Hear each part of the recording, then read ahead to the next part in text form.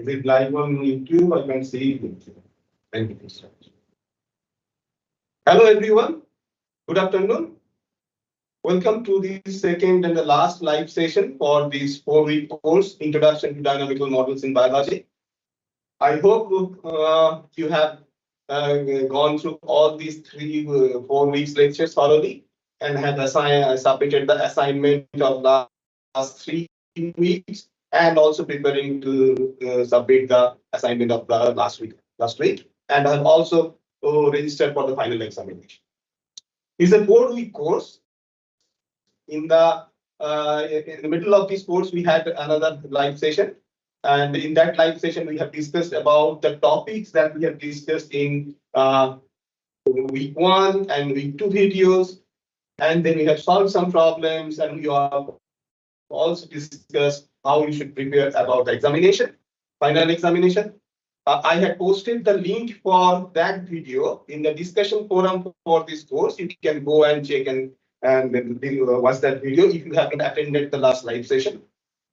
In this video, this live session also will follow the same pattern. Means what I will do, I will discuss the key point, the important point that you should focus on more while going through the content of week 3 and week 4.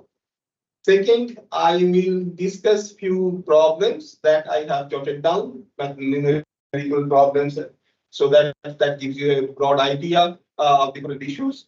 At the same time, what I will do, if you people have any query, any question, I'll try to answer those. So if you have any questions, any query, please, if you are joining by Teams, raise your hand, and I can make your then you can raise, either post the question in chat, or you can actually, I can make your microphone on, and you can ask the question here. Or if you have joined through our live session in the YouTube, please post your question in the chat window in the video. I'll try to answer. Before I go into week 3's content, one thing that I keep on saying to every learner repeatedly, I'll repeat again, although it may sound monotonous. See, while you are going through the lectures and videos and the assignment for this course, you are learning alone, right? So you may have some problems, some questions that's coming in your mind. Please don't hesitate. Ask those questions in the discussion forum. We'll try to answer as soon as possible.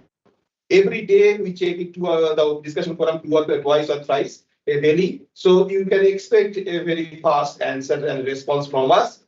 If you are shy to post your concern or questions in the discussion forum, my email ID is available to everyone. It's public domain. You can post your question to me directly through email. Or if you have joined today in this live session, please feel free to ask questions. Right? So let me start with the key points that you should focus on week 3. Week 3 assignment is already over, and we have what we say, the assignment solution has been posted today. So if you get any question on that, also you can ask. Still, what I do that I'll discuss the key point that if you are preparing for exam in future, or if you want to go through the week 3 content once again, the key point that you should focus on. The first most important point in week 3 lecture that we introduced you is actually the idea of bifurcation. Bifurcation concept is integral part of dynamical systems theory and is nowadays widely used in biology. The concept is very simple. The concept is, if I change a parameter value p, I am changing the parameter value p. I have a parameter in my model which is p, and suppose that represents something which I can tune from outside. For example, in an experiment where you may be growing cells and treating them with a growth factor, the concentration of the growth factor can be parameter. Right? So in bifurcation, what happens if I change the numerical value of the parameter? The system can have 3 things. One, it can have the number of possible steady state, can change, right? B, which is or the stability of steady state change, or these are or A and B both have. These we have discussed clearly in our first lecture in week 3. I will insist, please watch that video very carefully. Because over the year, I have seen all the concept of bifurcation is very simple. People do mistakes, students do mistake. Remember, if I change the numerical value of a parameter in my model, the steady state value will always change. That is not bifurcation. That cannot be bifurcation. And today I will take an example to show also a numerical problem also and show to explain. So if you change the parameter value, obviously your what we say the numerical value of the steady state will change. There is nothing big deal, it is trivial. But in bifurcation, something more happens. What happens is that the number of possible steady state changes or stability of those steady state changes or both A and B. Fine. So you have to grasp this idea very carefully. And actually, analytically or using null-climb plots, right, or the direction field plot, we can easily identify whether this bifurcation is happening or not. Right? So we have a couple of examples in week 3 and week 4 also to identify bifurcation and to show the effect of that bifurcation in the dynamics and the properties of the system. So please focus on that idea. Because bifurcation is a very important concept in dynamical systems theory and is widely used now in biology, starting from ecology to cell biology. Okay, there is a question, it seems in the chat, so let me take that.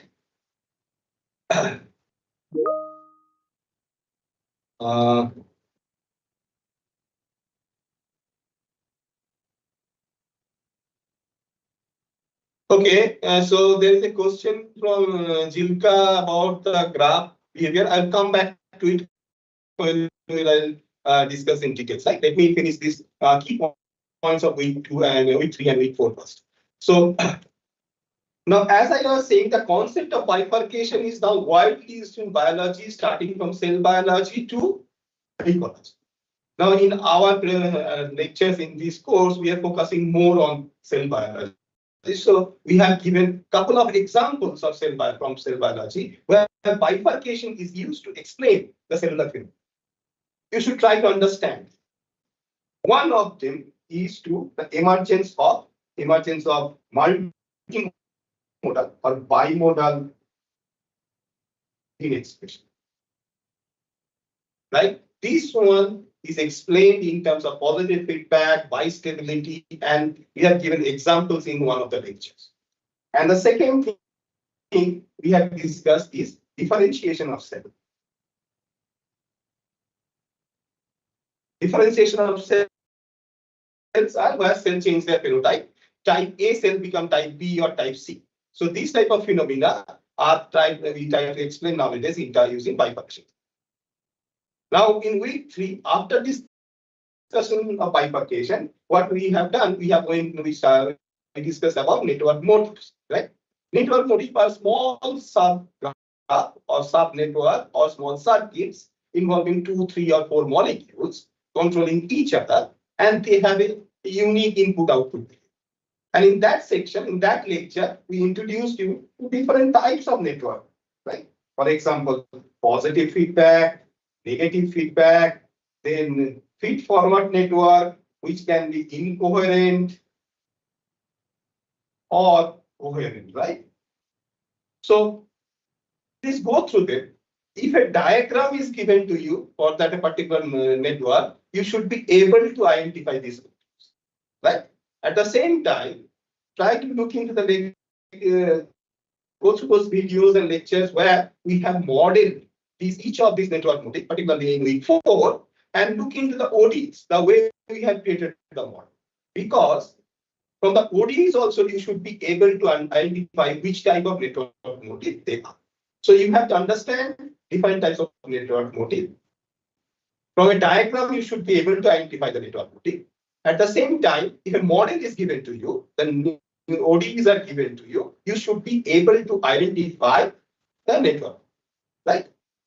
Now, in this week, third week, what we have done, after the network motif discussion, we started defining different functions which we use to capture the dynamics of these molecular processes involving this network. Right? For example, suppose you want to create to study the dynamics of a positive feedback circuit involving 3 genes, and these genes are transcription factor, and they are controlling each other's production, I mean transcription and translation. So what type of ODE I should be that? Right? That's the obvious question. So in the first 1 and 2 weeks, we have studied how to analyze ODE based, right? Generic, right? But now in this week, in third week, we are introducing you how to create ODE, specific type of function, how you have to write, so that you can catch a biological process. Now, as I said, the main focus of this course is only on cellular and molecular processes. That's why I have chosen a few key processes in this week. The first one is ligand receptor interaction, very important. Every cell signaling process starts with a ligand coming and binding to its receptor, and then a cascade of enzymatic reactions happening, and then eventually a transcription factor may get activated that may go into the nucleus and trigger or inhibit expression of some genes. So in our discussion, we start with the lecture on creating the ODE to capture the dynamic of ligand receptor interaction. And I believe you must have gone through that, also including the idea of equilibrium constant, affinity in your biochemistry. So please go through it. One critical thing which I have seen in many times student gets confused is the relation between affinity, on rate, off rate of ligand receptor interaction, and connection between affinity and equilibrium, right? Equilibrium. This has nothing to do with dynamical work per se. This is generalized ideas, and whenever you go for any exam related to biology or interview, people may ask you. So these ideas should be very clear, right? So in one lecture we discussed that. In the second lecture, we discussed about generic simplified ODEs to capture production and degradation. Because almost all cellular processes involve production of something, degradation. Here I want to highlight one point that many times students miss is that, remember, when you look into a biochemistry book or you look into a database to find out the structure of a cell signaling pathway or a transcriptional network, you will only see that people are showing mostly the control or regulation or production of something, right? They rarely talk about or visually represent degradation of molecules. They do it intentionally because the idea is if anything is produced, that should get degraded. There is no big deal in it unless until there is a particular type of regulation involved that we should discuss. So by default, every time a protein is produced through the process of transcription followed by translation, we know there is degradation of that protein. That's why in databases or in the diagram in the textbook, we do not show that degradation. But when you are creating the ODE-based model, you have to take care of this degradation. So that means in your ODE, you should have the functions part, some part will be there to represent that degradation, right? So in one lecture, I have discussed generalized way of representing through ODE the production and degradation of molecule. But we are not always bothered about generally production or simple production or degradation of molecule. We are also interested in transcription and translation. So there is a dedicated lecture where we are discussing about the ODEs that are the functions that we usually use to capture transcriptional dynamics and translational dynamics, right? So in transcription, most of the time, transcription, the control of gene expression works at the transcription. Although, you know, control can be in many other places. For example, you may control how stable the mRNA. By that, actually, you can control the concentration of a protein. You can also control the rate of translation. You can also control the rate of degradation of the protein. So all these processes eventually control the concentration of protein in your cell. But most of the time, as we know currently in biology, is that the final regulation happens through transcription factor working at the promoter level during transcription. And to capture that dynamics, either induction or inhibition, both of which are non-linear, usually we use Hill function or inverse Hill function. as a student of dynamical modeling in biology, you should learn the behavior of the function and inverse field function. And you should learn how to use it and what is the physical meaning of each of the term in this function. If you remember, field function is of this form, y equal to x to the power n, k to the power n plus x to the power n. K is called the field constant, n is called the field coefficient. What is the meaning of this? What is the meaning of field coefficient in physical terms? How biologists can manipulate these values? These ideas should be clear to you if you want to create a model which involves transcription and translation, protein production, right?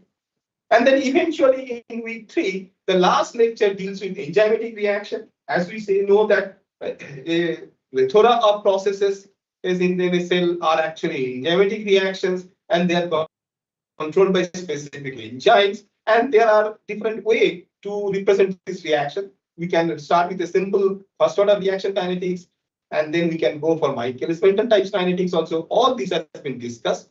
At the same time, in this lecture, I have discussed about a simple enzymatic reaction which is reversible and follows Michaelis-Menten kinetics and leading to something called ultra-sensitive switch.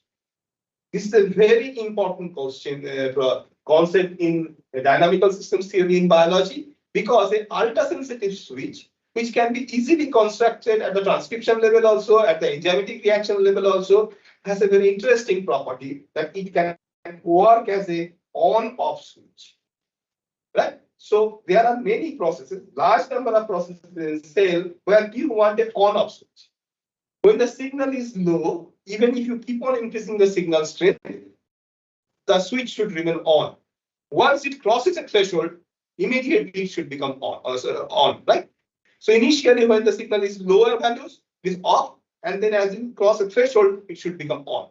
This type of behavior is widely seen in biology and are actually implemented through ultrasensitive switch, which can be enzymatic reaction based or transcription based, right? So I have discussed this in the lecture, last lecture of week 3. Now, let me come to week 4. Is there any question on week 3 people can ask? Particularly any topic, any concept?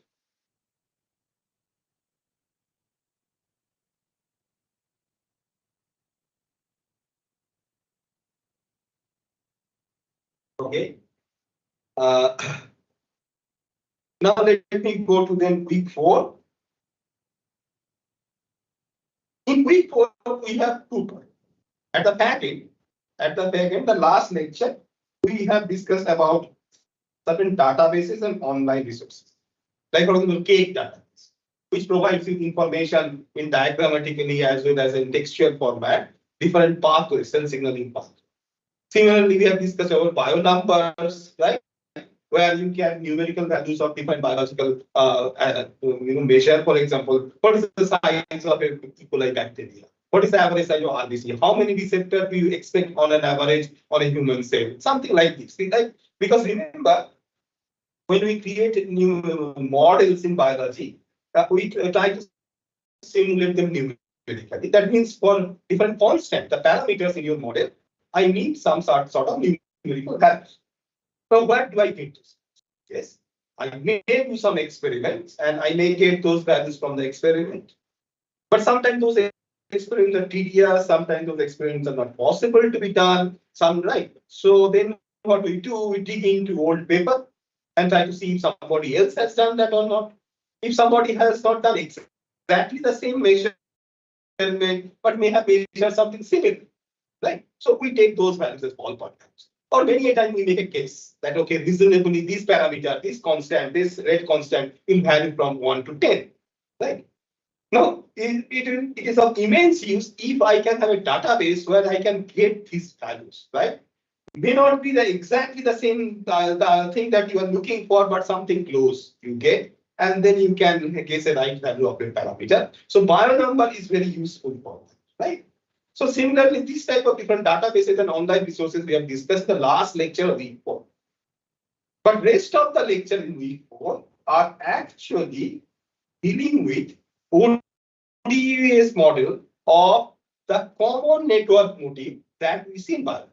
For example, positive feedback, negative feedback, incoherent feed forward, like this.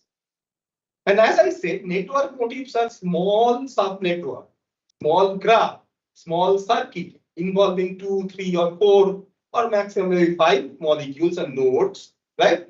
Which has a unique input output. They are just like, when we create electronic circuit, we use a resistance, diode, triode, transistor to create our large circuit. You can imagine each of them are motifs. So similar thing we have, positive feedback. I can put one positive feedback, connect it to a negative feedback and get a larger circuit. That's the idea. This is one idea that system biology people try to use in understanding different large molecular pathways, right? That they are made up of these small network motifs, and I know the input-output behavior of this network. Not only systems biology people who are working in the synthetic biology try to create newer positive feedback, new negative feedback, new feed-forward network, and try to put them in E. coli, yeast, or mammalian cell to develop a new property in those, new functions in those, right? So that's how we have to understand this input-output characteristic of each of these. And I have discussed each of these in week 4. For example, we have discussed that the negative feedback, very important. That negative feedback makes the system monostable, and it reduces noise and make it resistant to particles. This is a very important property of negative feedback. And that's why the voltage stabilizer at your home has a negative feedback circuit. Right? It wants to resist particles fluctuations.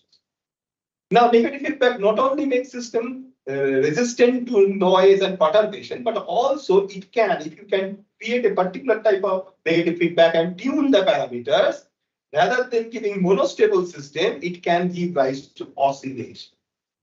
Oscillation can be periodic, oscillation can be limit cycle. We have discussed an example where limit cycle has been discussed, and we have explained what is limit cycle.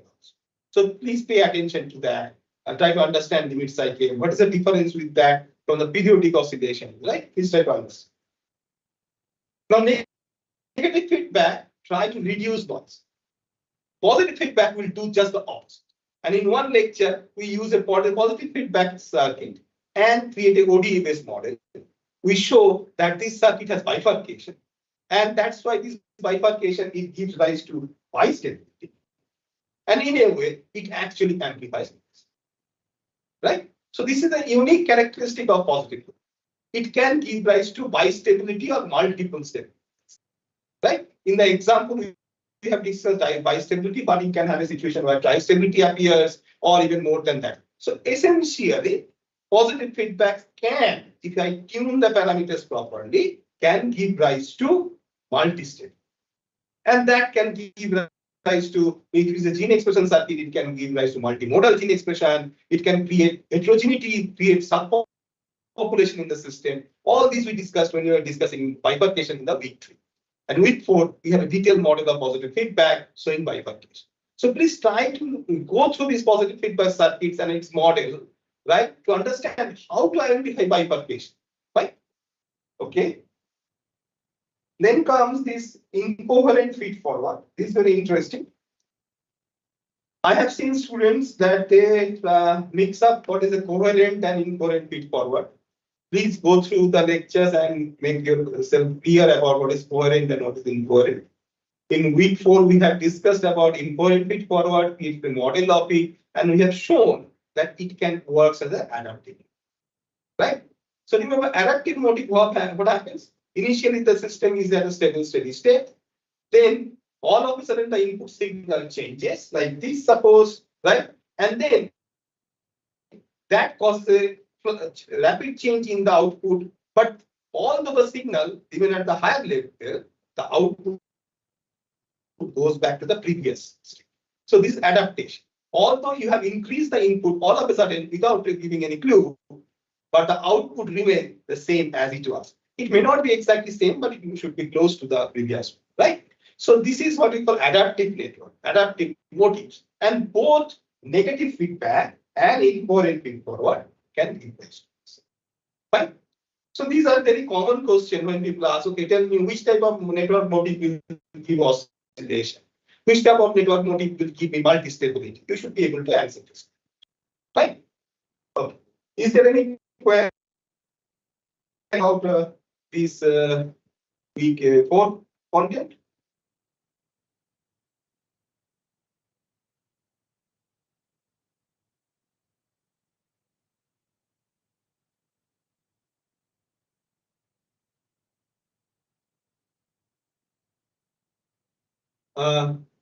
Jilka Kishan, you are saying you are not being able to get this behavior using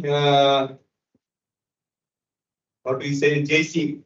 This diagram that I have created is not by JC. It's essentially nothing but bifurcation. Sorry, the null client, right? Today I will show an example where I will draw null client plot and hope it will be clear to you. You can create this type of JC using JC, but for that you have to do lots of simulation, right? So this is essentially a nothing but a null client plot. So in one of our lecture in week 2, we discuss what is null clients and how we should draw null clients and how we should get the steady state from null client plot. And these null client plots are used to identify whether I have the system as one steady state or not, whether the steady state means the number of steady states more than one or not, whether the number of steady state will change if I change a parameter. That means I have bifurcation or not, right?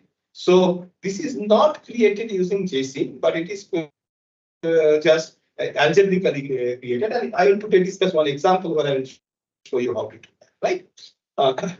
I hope this is clear too.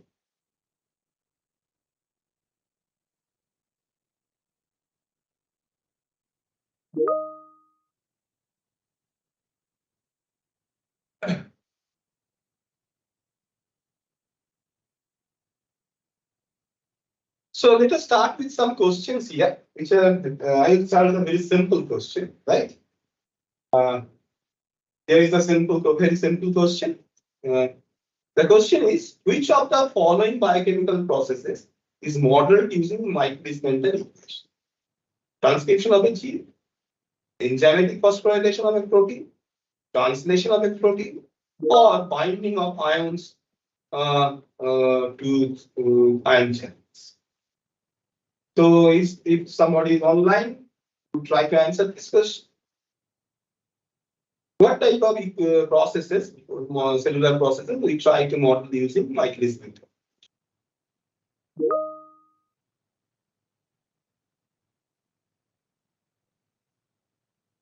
Okay, it's a trivial question, and you must have answered this question in many other courses. It is for example, enzymatic reactions are modeled using Michaelis-Menten equation, and one of the common enzymatic reaction in cellular process is phosphorylation of protein, right? Y is becoming YP, and we require a kinases for this, kinase enzymes for this, and they usually, you can imagine, they can for Michaelis-Menten or Michaelis-Menten type behavior dynamics. So we can use Michaelis-Menten equation to model it, right? So it's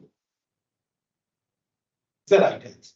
Now here I will put one additional note that I may not have discussed in the lectures. Is that remember that there is a rigorous way to check whether a particular enzymatic reaction follows Michaelis-Menten reaction or not. Right? So you can calculate Michaelis-Menten constant and all this thing. The problem is many a time what you do those assays in test tube, but in a cellular environment, the same enzyme may not follow exactly Michaelis-Menten kinetics, but you still use Michaelis-Menten equation and similar equation widely in capturing the dynamic of a dynamical system involving enzymatic reaction, not because they follow Michaelis-Menten, but because we want to have a nonlinear function to capture the phenomena. And Michaelis-Menten function equation, or if I call the right hand side of that as a function, is a very simple function. It's a very physically meaningful function with a less number of parameters, which can largely capture that dynamics. That's why we prefer a Michaelis-Menten to Bose. Right? It is not that we know that enzyme follows Michaelis-Menten or something. If you can actually create a better function, you may use it. So in place of Michaelis-Menten. Okay. Now let me come to a problem with bifurcation. and then I will go to a problem which is similar to what Chilka is asking, that how to get the steady state and all this in our plan, right? So here the question is, a ODE is given to you. A ODE is given to you, and you have to check whether this shows bifurcation or not, right? Now, look into this ODE. This says dx dt is equal to x minus k. So k is my parameter. When we will have bifurcation? Okay, by definition of bifurcation, if change in k, because k is my parameter, change in k causes either change in number of steady state, not the value. Remember, I'm not talking about the numerical value of the steady state, right? That will change. If you change the parameter value of your model, that will change. That is trivial.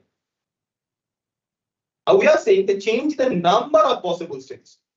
For one parameter value, k equal to 2, I have 3 steady state. K equal to 5, I have 10 steady state. This is bifurcation. Number of possible steady states, right? So number of possible steady state changes, or B, stability of steady state changes.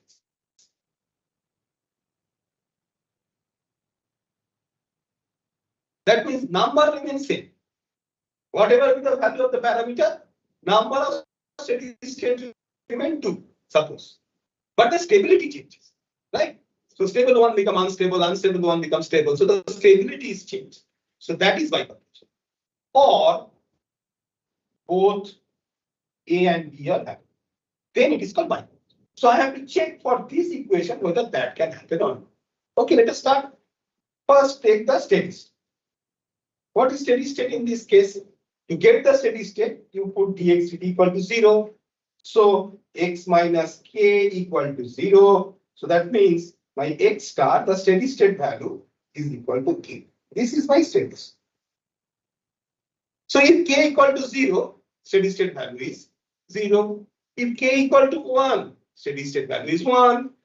K equal to minus 1, steady state value is minus 1. This is not bifurcation. The numerical value is changed. This is not bifurcation.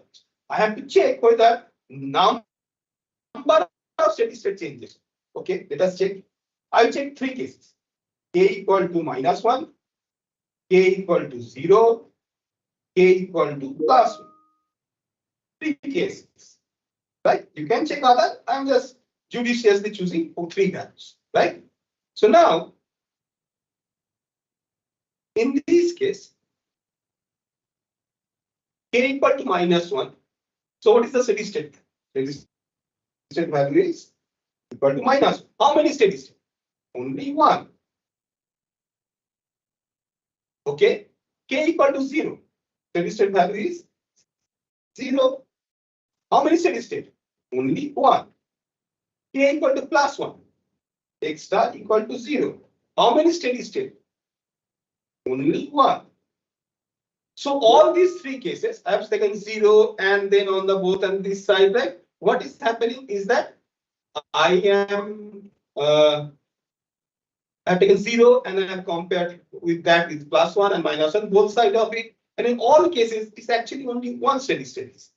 So number of steady state is not changing. This first criteria is crossed for bifurcation. So, but I have to check now whether the second criteria, the stability, is changing, right?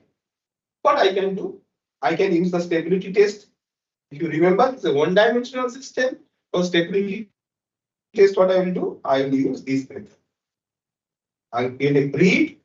So I'm checking for x equal to minus 1, right? For k minus 1. So the steady state is x equal to minus 1. So in x equal to minus 1, my dx dt is minus 1 and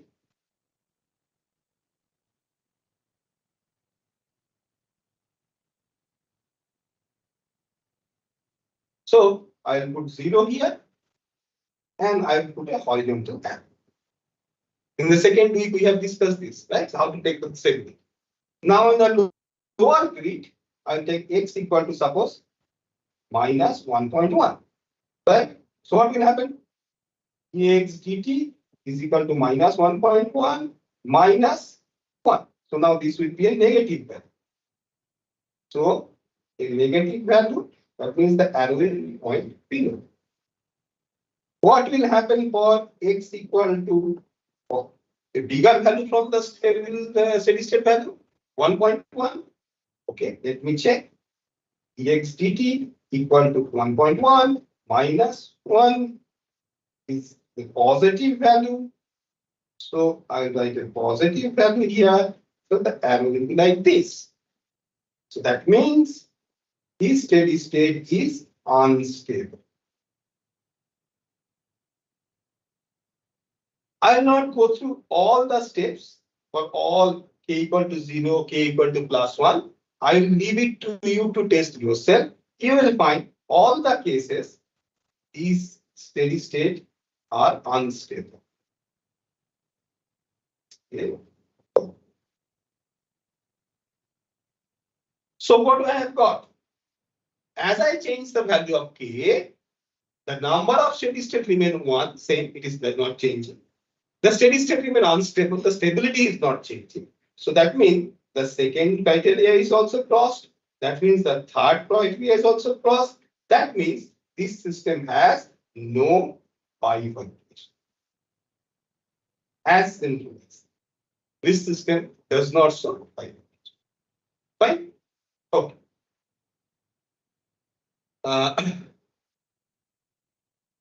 Okay, I will take one question from Jilika. So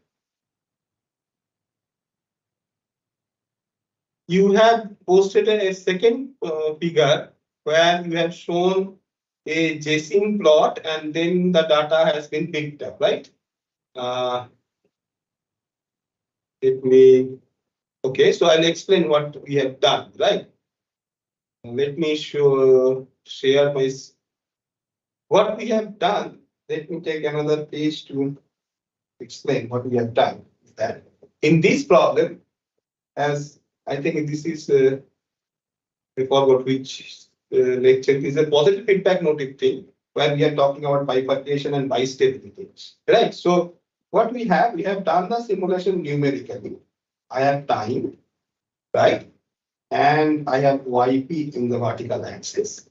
And I have shown a JSON simulation with different values of S. S is varied, right? S is varied from 1 to 10. So what we have seen when S has low values, the results are something like this,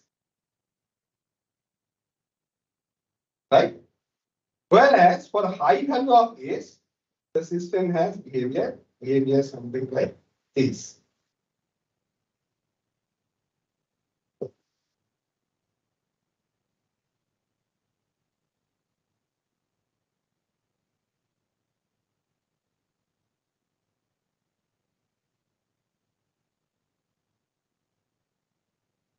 For low value, I have behavior like this.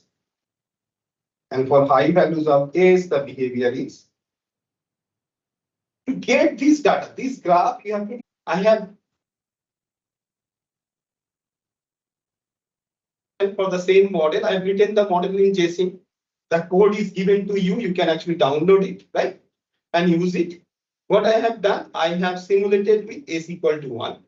Save the data as a CSV file, or you can do it or DAT file. You can save it, right? Then I have copied that data to Excel sheet.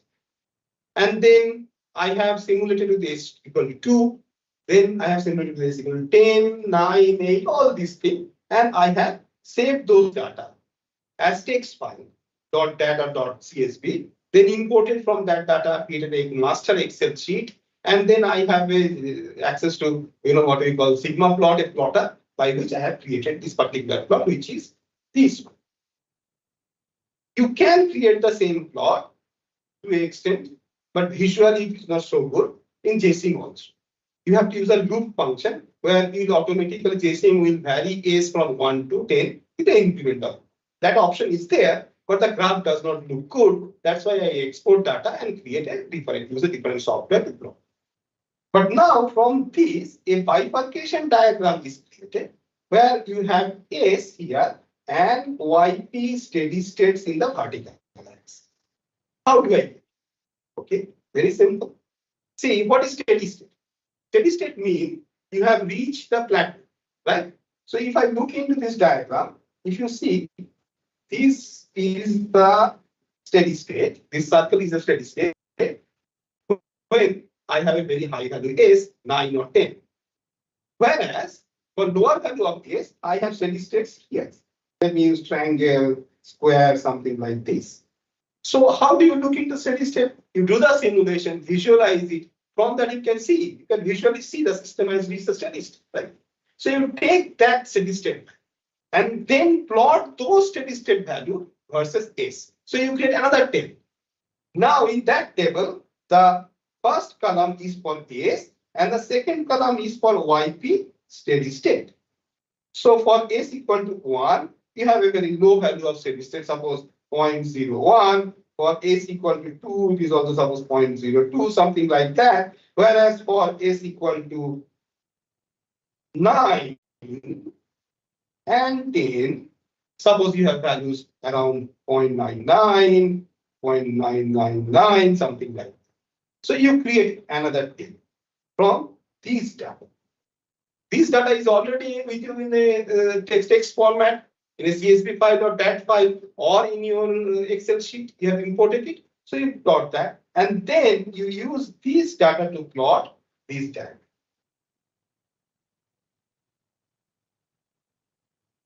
Right? So there's a threshold value beyond which in this S you will get higher steady state. Below that you get a lower steady state. Jinka, hope this is clear to you.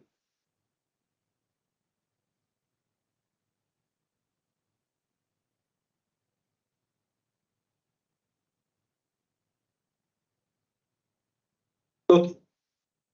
So let me go to another question which is similar to the problem that Jinka asked.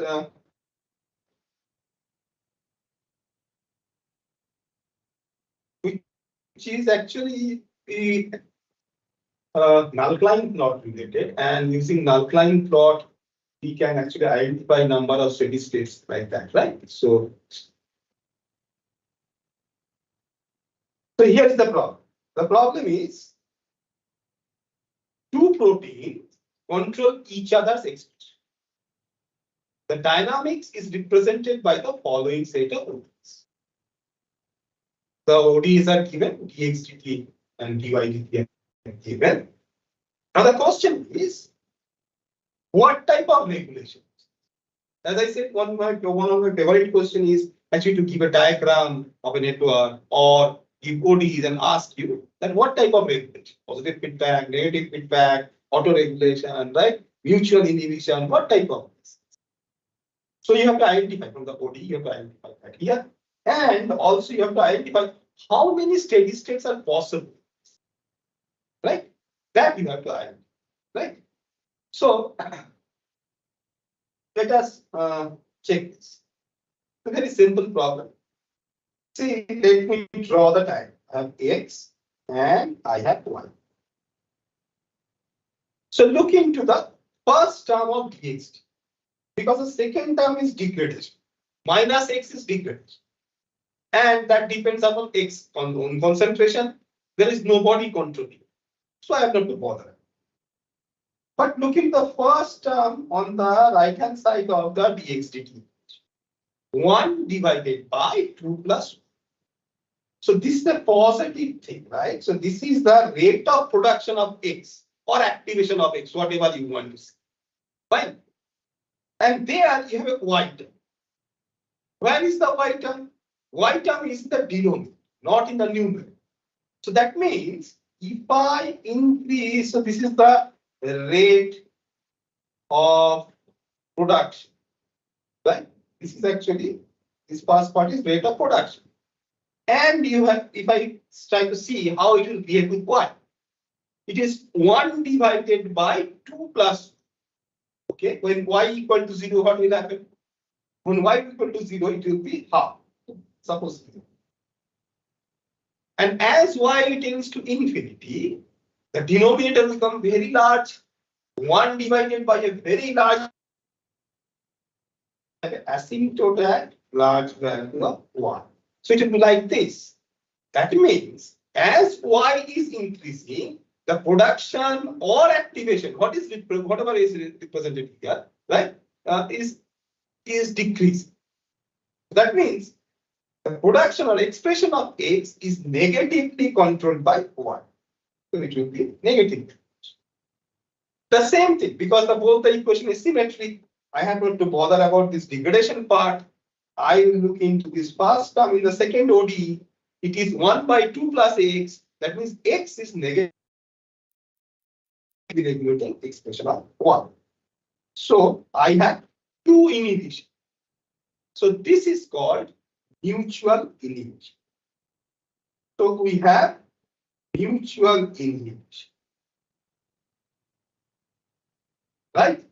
This is a circuit, it is a motif with mutual inhibition. Fine. Now come to the question of how many steady states. Okay, one way of doing this answer is you algebraically solve it. What you do, you put dx dt equal to 0 or dy dt equal to 0, you get two equations, you solve them. I'm a lazy person, I don't want to go there because the question does not ask me to calculate the numerical value of the steady state. Why should I bother? And looking at them, I see that it's very easy to be done by nullifying. So I'll use the nullifying method. And I always, ask students to use this simple method to get simple answer rather than wasting time on long calculations, right? So I have to calculate the null. How I will do? Okay, the first equation I write dx dt equal to 1 by 2 plus y minus x. To get the x nullifying, what I will do, I'll set dx dt equal to 0. If you are wondering what is nullifying, please go back, check the week 2 lectures where we have discussed nullifying, stability, and all this. So set dx dt equal to 0, then you get x equal to, from this equation you get x equal to 1 by 2 plus y. Right? So let me draw a diagram here. Horizontal axis is x, vertical axis is y. Right? And let me plot this function x equal to 1 plus 2y. So when y equal to 0, x will be 2. So suppose this is x equal to 1 and 2, 1, 2. So x will be 2 here. When y is very large, infinity, the denominator is very large, that means x will be almost 0. So I will have an acid, right? So I can draw something like this. Okay, my drawing is bad, but I hope you can understand. Right? It will be like this. So I write it. This is x naught, xn, x naught. Okay. Let me check what will be the y naught line.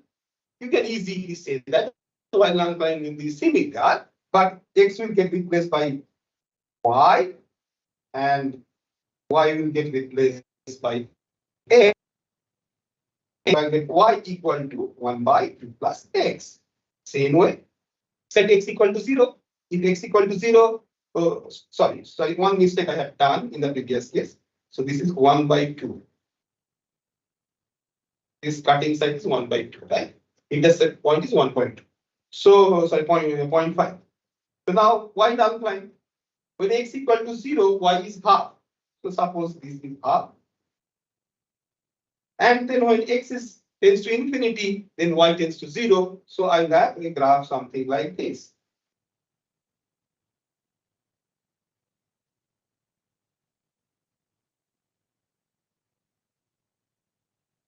So I can clearly see the intersection point. There is one intersection point. This is y null. So this is my steady state. Because at that point of intersection, both dx dt and dy dt is 0. So I can see here, whatever I do with this, these graphs, there will be always one intersection. So that means this system has only one state. Right? Now in some problem, suppose some problem, suppose I have this situation. I'll write down the problem. Dx dt is equal to, suppose, 1 by s plus y minus x, and dy dt is equal to 1 plus 2 plus x minus y. So simple thing I have done. The first equation 2 I have replaced with s, and suppose s is the external signal, which is your parameter for bifurcation. How do I check whether bifurcation is there? Okay, I'll draw this type of null-line plot, and remember that x null-line will depend now on s. So I'll try to take different value of s, 2, 3 different value of s, and draw the diagram and see, is the intersection, the number of intersection of y and x null-line changing as I increase or decrease s? If it is changing, then my system is viable. Right? So this is how in some examples in our lecture also we have done that, particularly for positive feedback. We have done those null-line analysis and have shown how, as I am changing the s, the diagram null-line plot is changing, number of intersection points are changing. That means the system is viable. So I will request you to go through and check those. Okay, we are almost at the fag end of our session. We have 7-8 minutes left. So if you have any query, please ask now.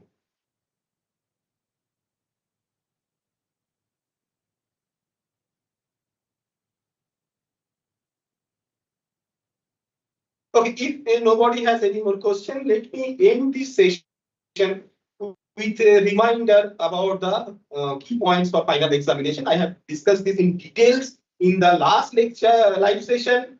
Please go through that video also.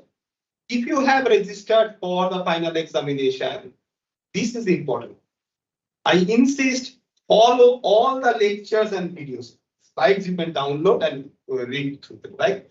Follow. Try to do the derivation shown in the slides yourself.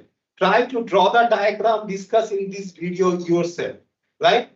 You do not need any additional reading material, textbook, videos, other than the videos and slides shown here in this course for your final exam.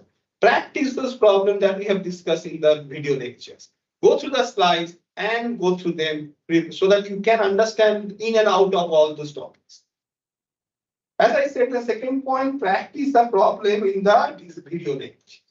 Just don't blindly watch them and think that you have learned. You try to redo, do the calculation again yourself by paper and book, right? Third thing is, we have introduced you to JSIM, and I insist, please learn JSIM. You will not use JSIM during your final examination, but there will be JSIM-based question, so you should be able to answer. Fourth important point, even if you are not performing well in assignment, don't feel shy, don't feel disheartened, submit all assignment because every marks count. And the last point, very important for your final exam, we are providing assignment solutions. So go through those assignment solutions, try to understand how we are answering the question. When you are looking through them, just think about it. How will the teacher may change this question? And if they change it, how should I answer it? Right? So if you go through the practice problems given in the assignment, if you go through the topics, concept, and the practice problem discussed in the videos and slide, you should be able to happily sail through the final examination. I'm sure. Fine. Jilika, we do not have much time right now. So if you have this question on incoherent feed forward, can you please post me the question in my email, right? As you have done earlier, I'll try to answer. Right? We do not have much time now. Right?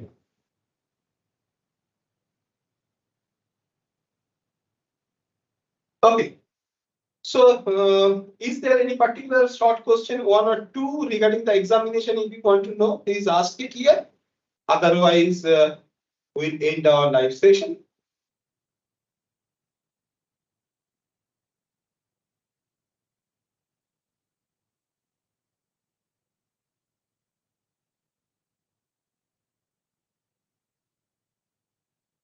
This video will be available in YouTube, right? I do not have slides. I'm writing on a whiteboard, right? So it is not a big deal. So what you do, I'll post this video link again in the discussion forum. So you can go through this video, right?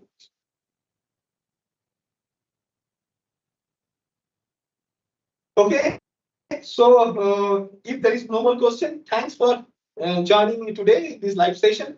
We have almost at the back end of our 4-week course. I hope you have enjoyed this course, and we have already registered for the final examination.